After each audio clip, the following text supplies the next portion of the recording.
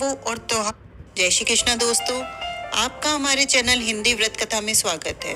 गंगोर का त्योहार मौज मस्ती से भरा, खुशियों से भरा त्योहार है। आज के इस वीडियो में हम आपको गंगोर कब, कैसे और कब से कब तक मनाई जाएगी इसकी जानकारी देने जा रहे हैं। राजस्थान उत्सवों और त्योहारों से भरा हुआ है।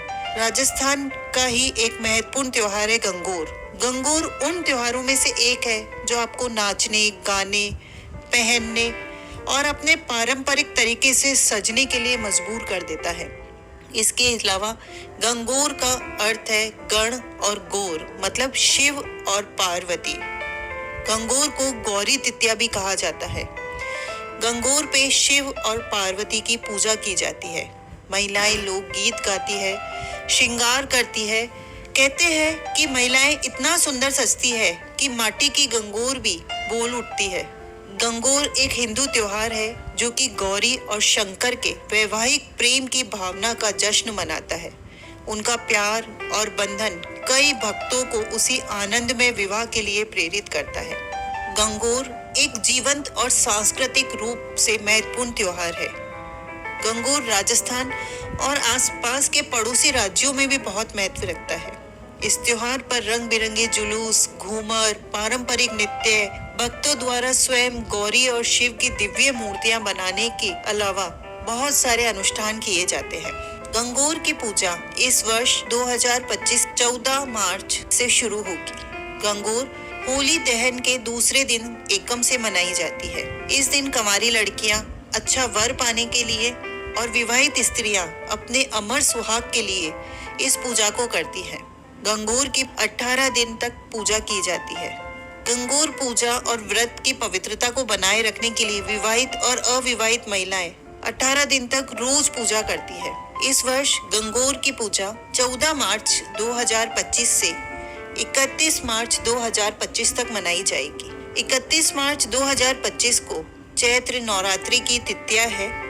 उस दिन गंगोर का त्योहार गौरी तिथ्या मनाया जाएगा। इसे बड़ी गंगोर भी कहा जाता है। इस दिन महिलाएं केवल एक बार ही भोजन करती है, साथ में दूध, फल, जूस आदि लेती है, अनाज से परहेज करती है। गंगोर के दिन महिलाएं 16 श्रृंगार करती है, हथेली पे मेहंदी लगाती है।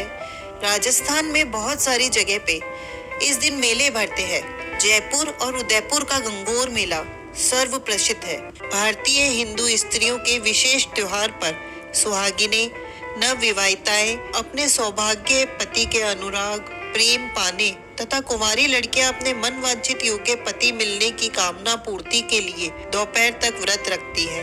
व्रत धारण से पूर्व रेणुका गौरी की स्थापना करती है। इसके लिए घर के किसी कमरे में एक पवित्र स्थान पर 24 अंगुल चौड़ी और 24 अंगुल लंबी वर्गाकार बेदी बनाकर हल्दी, चंदन, कपूर, केसर आदि से उस पर चौक पूरा जाता है। उस पर बालू से गौरी अर्थात पार्वती बनाकर उसकी स्थापना की जाती है। सुहाग की वस्तुएं कांच और लाख की चूड़ियां, महावर, सिंदूर, होली, रोली, मेहंदी, टीका, बिंदी, कंगा, शीशा, काजल आदि चढ़ाया जाता है। माता जी को बेस भी चढ़ाया जाता है। चंदन, अक्षत, धूप, दीप, नैवेद्य आदि से गौरी का विधि पूर्वक पूजन कर सुहाग की इस सामग्री का अर्पण किया जाता है। फिर भोग लगाने के बाद गौरी जी की कथा कही जाती है। कथा के बाद गौरी पर चढ़ाई हुई सिंदूर से महिलाएं अपनी मांग भरती है। गौरी जी का पूजन दोपहर को होता है। इसके बाद एक बार ही भोजन कर व्रत का पालन करती है। विशेषता यह है कि पुरुषों के लिए गंगोर का प्रसाद वर्जित है। चैत्र कृष्ण प्रतिपदा से विवाहिताएं ससुराल में भी गंगोर का उद्यापन करती है।